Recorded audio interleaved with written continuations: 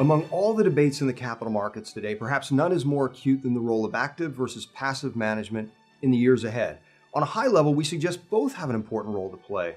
But most importantly, there's a story within the story that's critical for investors as we go forward. From the active perspective, it's no secret that as the data shows, many managers in aggregate have struggled to beat their indices over time. But an important thing to keep in mind is that level of success varies a great deal by key factors such as which part of the market the investments are coming from, time period, environment, and perhaps most importantly by level of active. A well-known study looks at that. The overall market, as they found, underperformed over a 20-year period by about 40 basis points per year. But if you subdivide that into the most active 20%, as defined by active share and low tracking error, that performance number jumps to 126 basis points of outperformance per year after fees for 20 years. Being active in the due diligence around that then matters a great deal, as does the environment. Put simply, in a great rising tide, the boats don't matter. In periods of market returns greater than 10%, about a third of managers outperform. Less than 10, over half did. Look at that over a period of time and that narrative jumps out.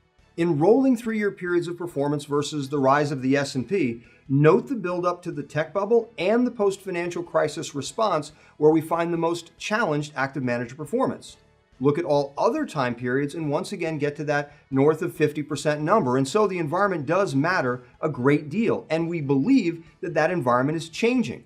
Based on valuations, history suggests that over the coming decade, returns will be less than 10% per year, which suggests that the quality of the boat, so to speak, will take on greater relevance as the tides recede.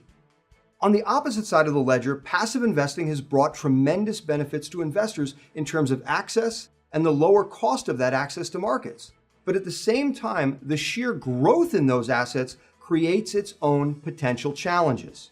Most notable is simply the number of vehicles. Did you know that today, out of the roughly 2,500 or so liquid stocks in the world, we've found a way to combine that into nearly as many ETFs and growing? And so in a way, we're sort of remixing the allocations from the same pool of stocks. But that's also leading to some unintentional crowding and other effects if we look in aggregate at what all of those ETFs collectively own.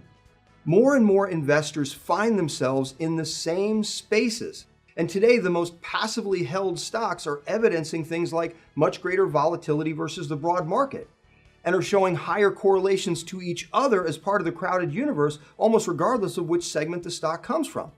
We also have to marry crowding to something called fragility, the collective flight risk of investors within market segments as they line up behind a single outcome.